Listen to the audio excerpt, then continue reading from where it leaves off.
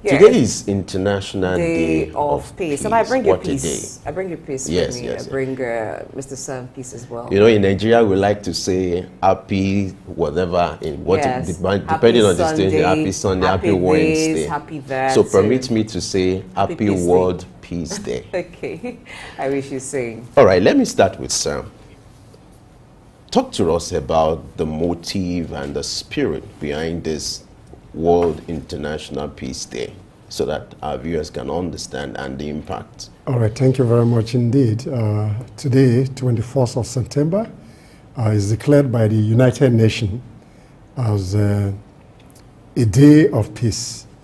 And this year's theme is Actions for Peace, our ambition for global goals. So this underscores the need for peaceful coexistence of everybody under the surface of the earth. And recall that the United Nations itself was a product of the Second World War. So today is a day that underscores the need for peaceful coexistence. And this year theme is Actions for Peace. What are we doing to do peace building initiative that underscore our collective action to sustain a peaceful coexistence among nations and among people. And that's essentially what they underscore. I observe the level of public awareness is not that strong. People just don't get to know that today is World Peace Day. I've had reason to speak with a lot of my colleagues, a lot of people, and then, even while coming here, asking, today is World Peace Day, are you aware? I said, no, I'm not aware. So what can be done to improve the level of public awareness? Because the essence of having these special days is to ensure that people imbibe the lessons, and then it makes our society better. So what can be done to ensure that the level of awareness is improved? I think the awareness is there. To what extent that people key into those information is a different subject matter. But within the international organization, international civil society organizations, and those who are in charge of peace building initiative have various activity that highlights and speaks to peace building, particularly across West Africa. So a lot of program initiatives are there for today, and in the last 1 week, those international NGO have been speaking to this subject matter of peaceful coexistence, particularly on the west coast of Africa. All right, according to the UN, they've declared this day as a day to have collective action, individual and collective responsibility to foster peace. On the individual level, what kind of actions can people take? And collectively as nations, because this is a global thing, what would nations need to do to ensure peace? Okay, at the individual level, number one, tolerance is key. Religious tolerance, cultural tolerance, tolerance that based on gender sensitivities. These are issues that cause conflict among people. So at the family level, there's a need for peaceful coexistence. Tolerance is key. Then we must understand that human beings come from various backgrounds. So we must celebrate diversity, which is critical to peaceful coexistence. These are the normal levels. So at a macro level, as a nation, this is a plural society.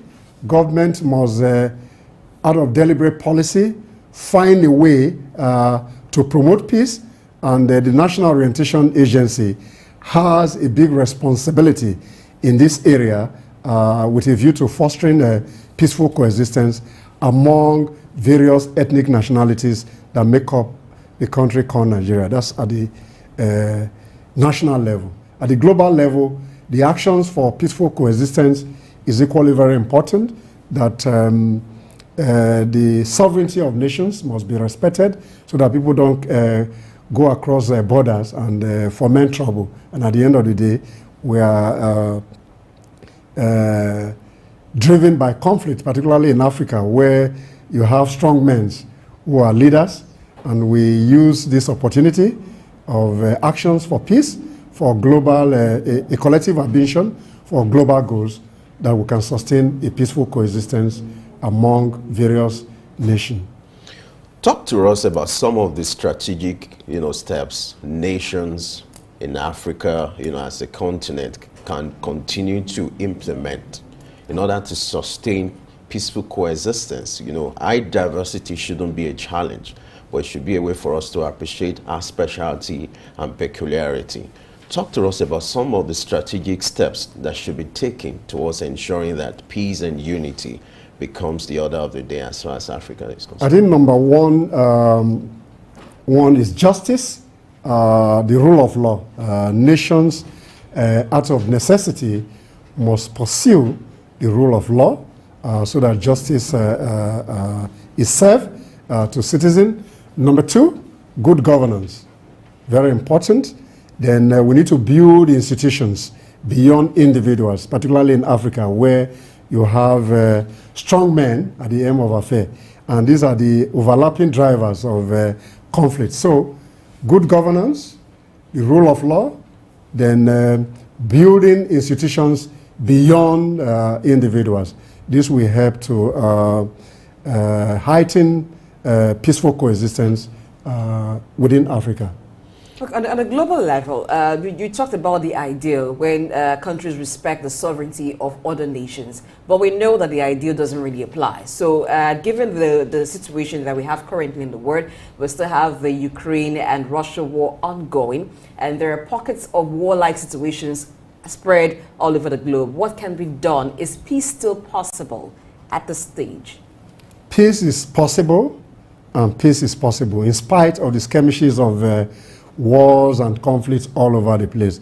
But the message essentially is our collective ambition for a global peaceful coexistence. So while we have pockets of crisis here and there, the most important element of nation building or global peace building is for individuals to respect the rule of law, justice, good governance, and the ability of strong men to look beyond their current offices and see that the world is a global village and we must sustain peaceful coexistence. You keep emphasizing on the strong men. I would like, who are these strong men and what should be their role? Yeah, one of the major challenges and one of the overlapping drivers of conflict is men who want to stay in power without a consideration for other people to have opportunity to be in power. So when these strong men are in position of authority, they instigate crisis. And those crises will lead to war. And when there's a complete breakdown, then peaceful coexistence becomes a challenge. So institutional building is key to peace building, or peace initiative are essential to building peaceful nation, peaceful society, and at the global level.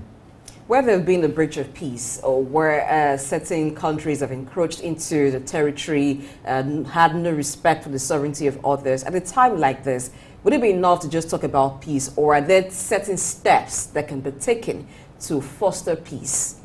You have the United Nations, which is an umbrella international organization that is responsible for policing the world in all aspects. So what is important, you have key department, you have an undersecretary that is responsible for that. So what is important, if there are issues, you bring them to the table at the United Nations. Currently, you have the United Nations General Assembly ongoing in the United States of America, in particular, New York. So these are mechanisms where peaceful coexistence can be sustained among nations. Conflict is inevitable in human society, but what is important is that when differences occur, people should be able to come to the table to resolve those conflicts. Then we can sustain peace. As we wrap up, you earlier talked about the influence of strong men. Now, what should be the role of religious leaders? I want to believe they are strong men, but they can have positive influence this time around.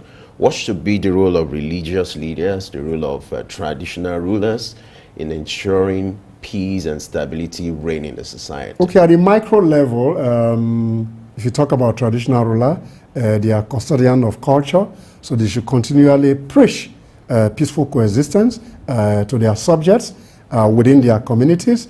Then at the religious level, they equally need to respect the rule of law and stick essentially to their faith and belief system while encouraging their congregation or their members to stay on course based on the existential value that drives those religious institutions. All right, on a day like this, we should see certain activities to register the consciousness that this is a day for international peace. What kind of activities should we be looking to see?